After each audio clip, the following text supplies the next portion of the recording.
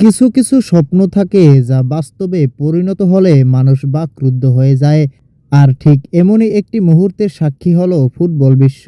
Match শেষে স্টেডিয়ামে যখন আবেগ আর উচ্ছ্বাসের ঢেউ, ঠিক সেই সময় কেপ ভার্দের গোলরক্ষক ভোজিনহা এগিয়ে গেলেন তার আজীবনের আইডল ফুটবলের মহাতারকা লিওনেল মেসির কাছে। ভোজিনহা ভেবেছিলেন তিনি হয়তো মেসিকে কিছু বলবেন, কিন্তু অবাক করা ঘটনা ঘটল।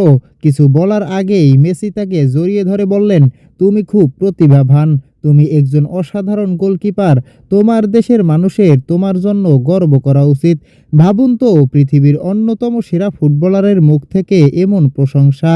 সেই মুহূর্তে ভোজিনহার চোখে মুখে ছিল শুধুই বিস্ময় আর আনন্দ। এরপর তিনি মেসিকে ধন্যবাদ জানিয়ে বললেন, আপনি সেরা। তারপর সাহস করে জিজ্ঞেস করলেন, আমরা কি জার্সি বদল করতে পারি?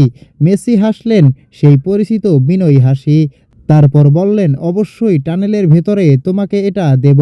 একজন ভক্তের জন্য এর চেয়ে বড় উপহার আর কি হতে পারে? শৈশবের নায়কের কাছ থেকে প্রশংসা, আলিঙ্গন আর স্মৃতিচিহ্ন হিসেবে তার জার্সি। ফুটবল শুধু গোল আর ট্রফির গল্প নয়, ফুটবল হলো আবেগের গল্প, স্বপ্নের গল্প আর এমন কিছু মুহূর্তের গল্প যা মানুষের হৃদয়ে আজীবন খোদাই হয়ে থাকে। আর ভোজিনহার জন্য এই রাতটি ছিল ঠিক তেমনই একটি স্বপ্ন পূরণের রাত।